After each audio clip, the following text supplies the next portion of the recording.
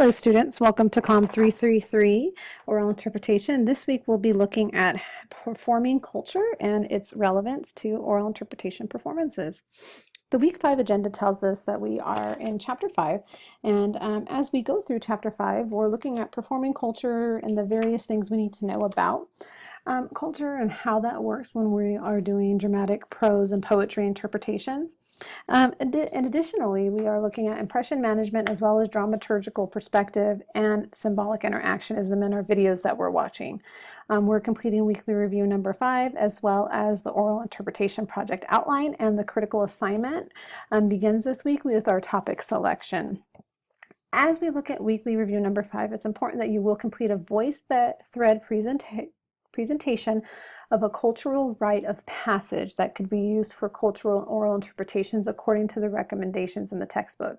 This is typically something like a wedding speech, some type of church or religious ceremony, or a eulogy, or something that we would consider a rite of passage, a sweet 16 party, a bar mitzvah, something like that. It's important to know, though, that in this VoiceThread presentation, assignments that are not completed in VoiceThread or do not have audio explanation, so you do not record your audio to the VoiceThread, will not be graded. That is a critical component of the assignment.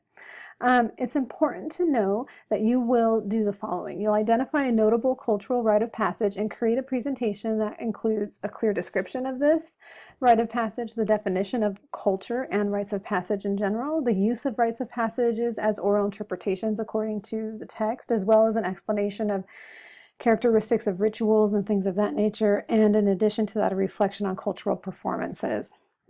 That is due on Sunday. Your oral interpretation project outline is due, so we are getting ready to perform our oral interpretations, and in that way, what we're doing at this point to prepare for that is you will create an outline of how you plan to present that oral interpretation or perform it.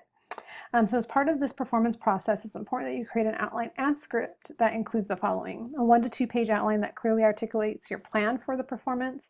In your outline, you'll include a thesis as well as any outside sources that support your performance plan. So if you're doing a prose presentation or a dramatic presentation and such, utilize outside sources to support your outline of how you plan to perform that according to those requirements.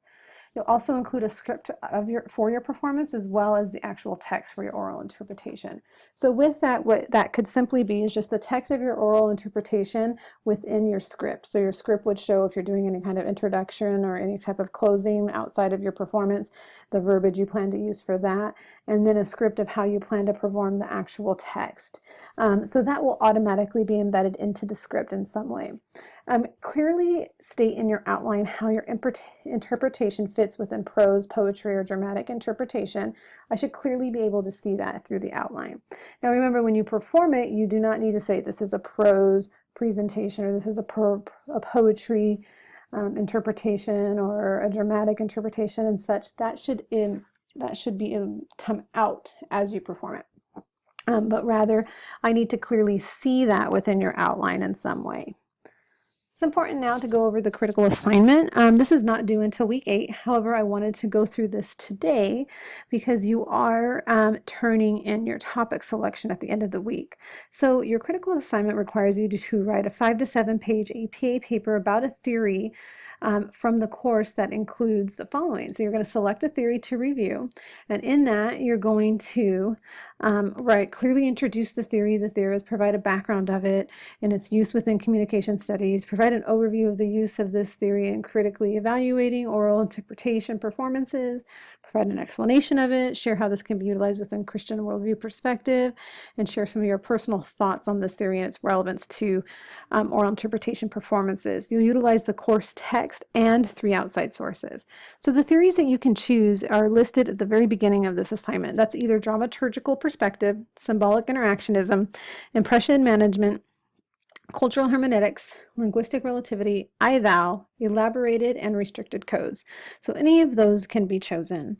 As you look at the topic selection for this week, you'll notice that you will select the theory you want to review for your critical assignment, and then you'll write 300 to 400 words that clearly provides a definition of the theory, a brief background on it, its development, as well as the theorist, and state how you would plan to evaluate this in terms of oral interpretation performances and what you plan to look at it specifically in your critical assignment. So it's not too invasive. It's 300 to 400 words, really just giving me your topic selection and a rationale for that topic selection. As we move forward, it's important to look at the roles of culture and ritual within oral interpretation and communication in general. The text presents an argument from Clifford Geertz about the fact that culture is considered semiotic. And by that, they mean that systems of meanings and signification and symbols are central to both patterned conduct and individual frames of mind within communication. Semiotic is the use of symbols and utilizing symbols and semiotic things as communication, and that Geertz heavily argues that culture is symbolic and semiotic, and it looks at systems of meanings and signification and symbols in terms of how culture is influenced. Human behavior is symbolic action in itself, action in which phonation in speech, pigment in painting, line in writing, or sonnets in music is utilized in some type of symbolic way. It's also important to know that the chapter recognizes that culture is subjective and influenced by ritual. When we look at ritual in a nutshell, ritual action is communal and traditional and is influenced by communicative interactions and behaviors. So as we go through some of those things, it's important to see that. There are 5 characteristics of ritual. The first one is formalization, and this is the degree of formality in dress or speech that marks an activity as ritual-like. So ceremonial costumes, language, gestures, movements, things of that nature. If you think of a wedding, there's a degree of formality that we have at a wedding. The bride typically wears a white dress. The groom dresses up in a certain way that's reflective of their culture, things of that nature. The second characteristics of ritual is traditionalism. This is where we have this idea, we've all done this. It appeals to cultural precedents and that things of nature where we use certain tablecloths at Thanksgiving, or we always go to this place for this holiday, or we always eat a certain dinner on Christmas Eve and open presents on Christmas Day, or open presents at midnight on Christmas Eve, things of that nature. It's where we look at the characteristics of ritual and culture as a form of traditionalism. The third one is invariance. This emphasizes the precise and repetition of physical controls, where actions are performed exactly the same each time. Military marching, high kicks for the Radio City Rockettes, things of that nature that shows there's rigorous training of the body that's utilized as an invariance or repetition to testify the timeless authority of the group and its practices. It's really things that we utilize in terms of showing that there are certain rituals. For example, as a Girl Scout leader, there are certain invariance rituals we do at every meeting. We walk the flag in, we say the Pledge of Allegiance, we walk the troop or the Girl Scout flag in, we say the Girl Scout promise, things of that nature. So these are characteristics of ritual that are invariance and utilized through repetition to testify the timeless authority of the group, its doctrines and practices. The fourth one is rule governance. This maintains that ritual-like activities are governed by rules and guide and direct the activities, especially by designating what is not allowed and what is not acceptable. So sporting events, games, debates, legal proceedings all have specific rules and hold individuals to community-approved patterns of behaviors. So this is when culture and ritualistic interactions are guided by rules and typical governance within the community.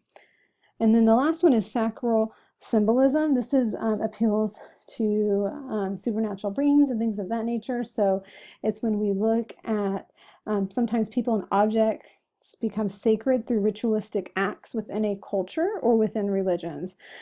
So the Christian cross, the Star of David, the American flag, things like that become special in the culture and through ritualization.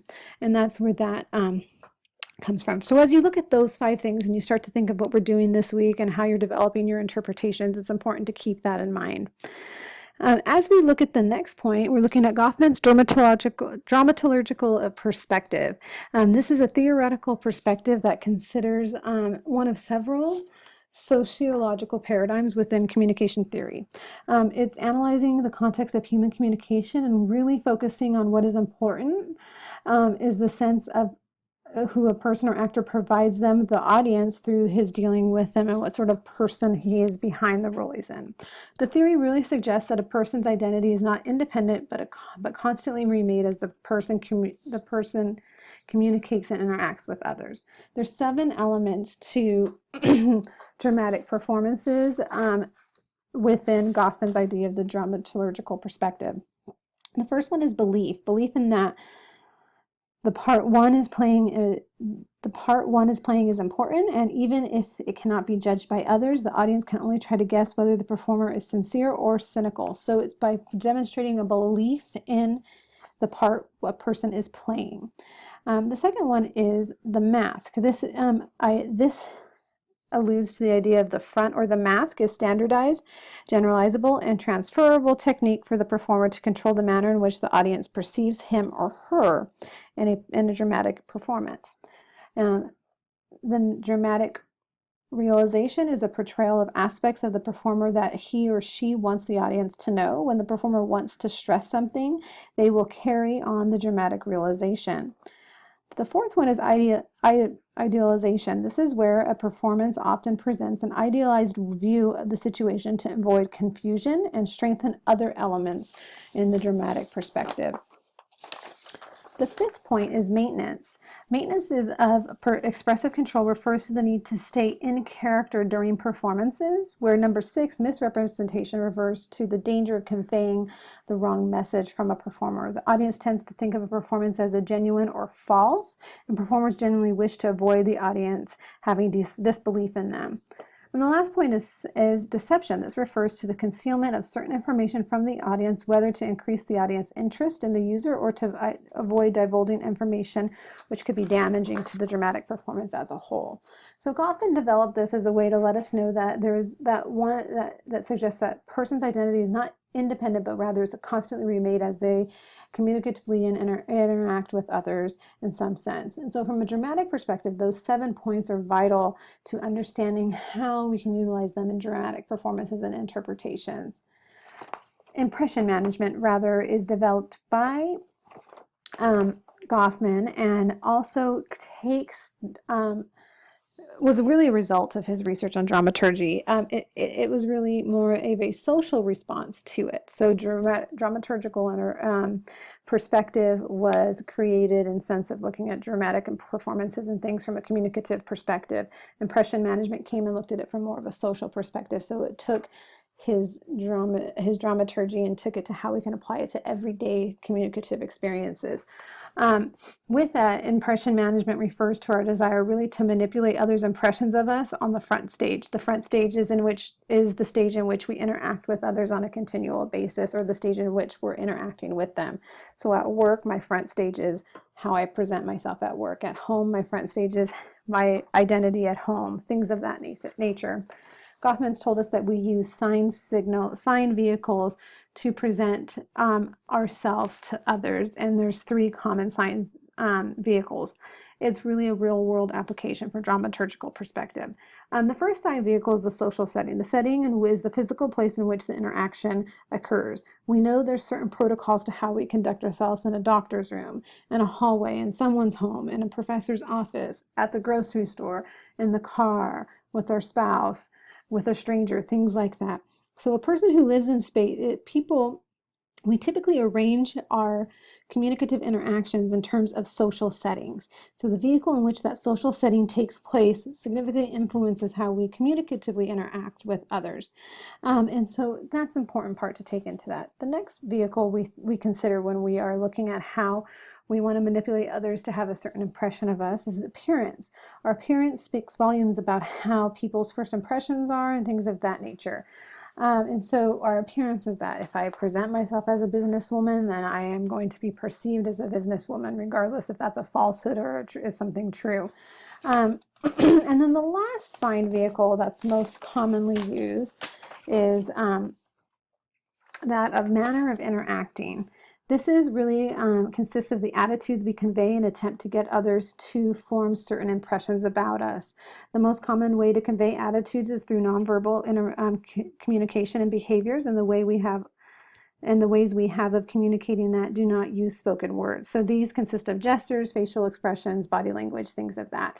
Our manipulation of others is influenced heavily by props, appearance, clothing, physical stature, stereotypes, and a manner of interacting as well.